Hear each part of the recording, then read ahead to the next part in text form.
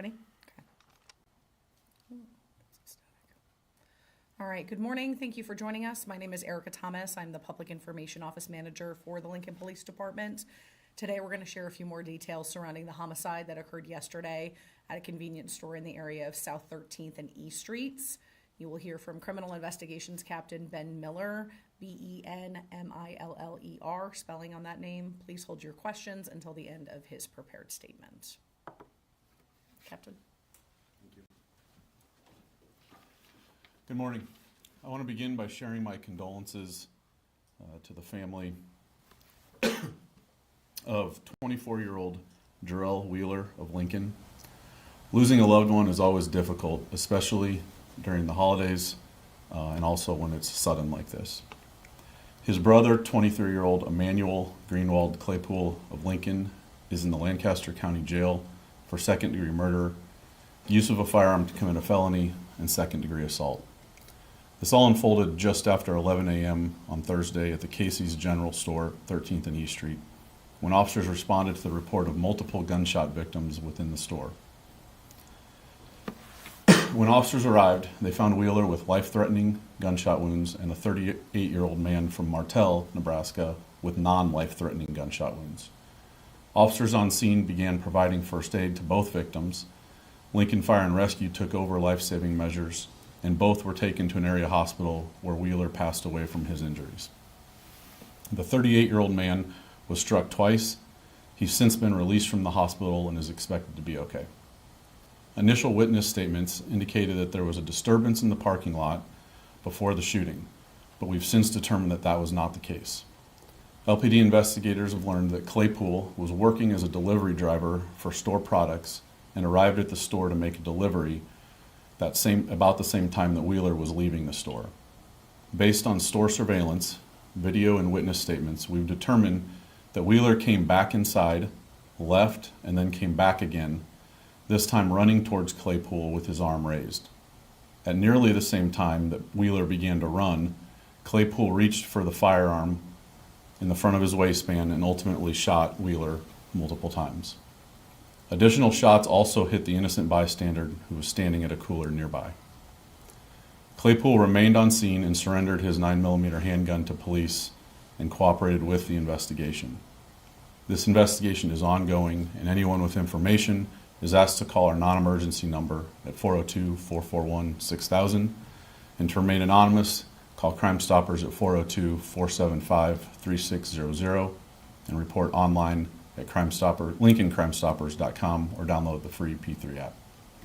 And with that, we'd take any questions.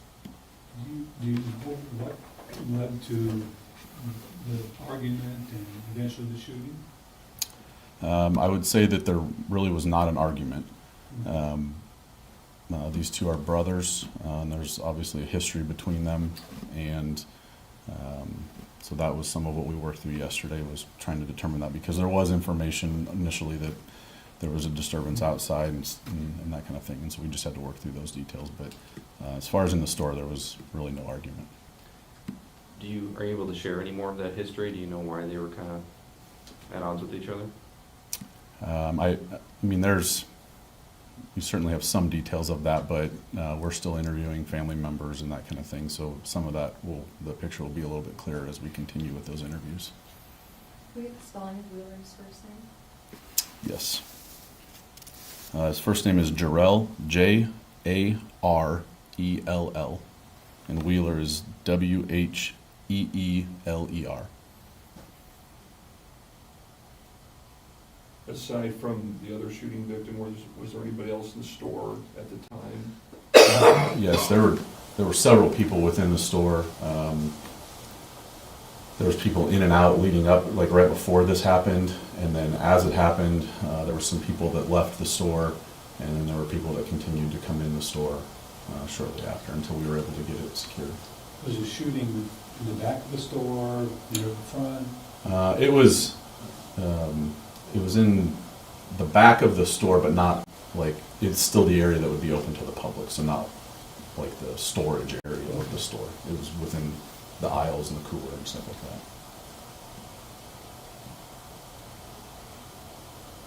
Any other questions?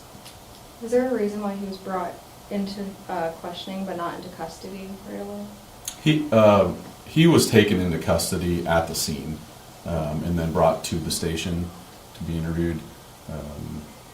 And that took place over a period of time, and then ultimately he was taken to the jail.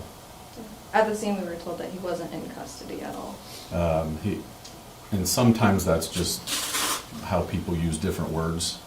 But he was initially placed in handcuffs, and we do that just to make sure that the scene is safe and that kind of thing. It didn't necessarily mean that he was under arrest for anything just yet, because we hadn't gotten those details. And so then as we sorted through those details, that changed. So is Claypool making a delivery for Casey's? Is that his employer? or He's not employed by Casey's, he's employed by another company that provides food products to Casey's. Yes. Did he like plan this out, or was it just kind of he saw his brother and went for it? Certainly that's something we will continue to look at. If there was any advanced planning, I think it's pretty early to make that determination. So I don't really have an answer for you on that one just yet.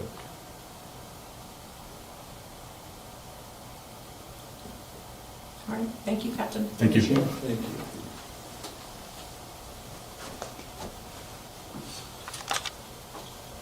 Please let us know when that turns over.